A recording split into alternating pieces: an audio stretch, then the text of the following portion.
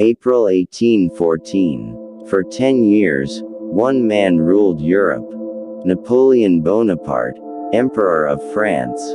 Under his military genius, France conquered an empire that spanned the entire continent. However, he was ultimately defeated by a large coalition of enemies. Neferes. Napoleon is forced to abdicate and is exiled to the island of Elba.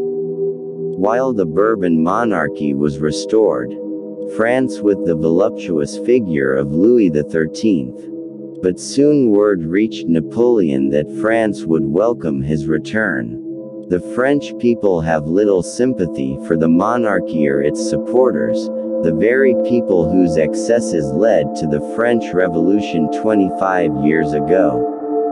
He also learns that his enemies at the Congress of Vienna are having a heated debate over the future of Europe. Napoleon decides to take action. After only 10 months in exile, he returned to France, where troops were sent to arrest him and instead championed his cause. Most of France soon followed suit.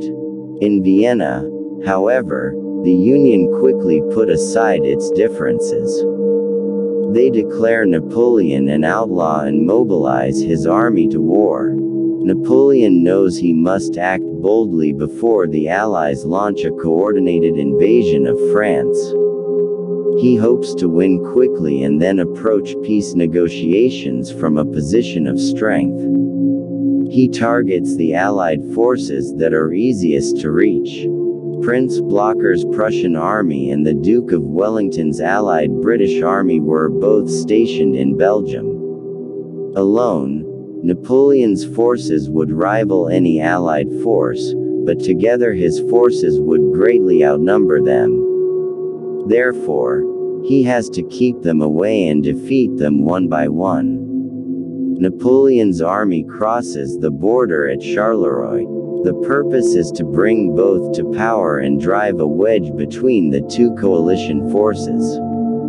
The next day, Napoleon sent his left wing under Marshal Ney to occupy the crossroads of Cateau. There is a clash with Wellington's forces, who are still defending their positions.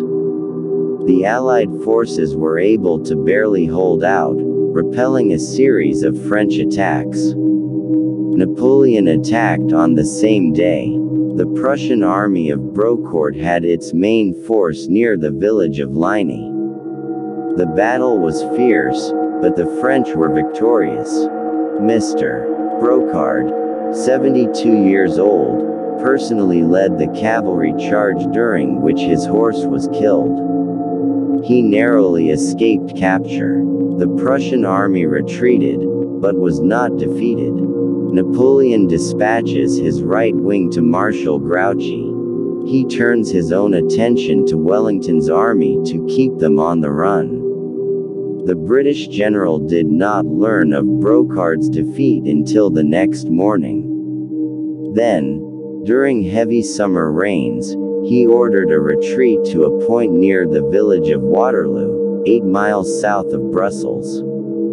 There he receives a promise from Brocourt that Prussian troops will march to his aid the next morning.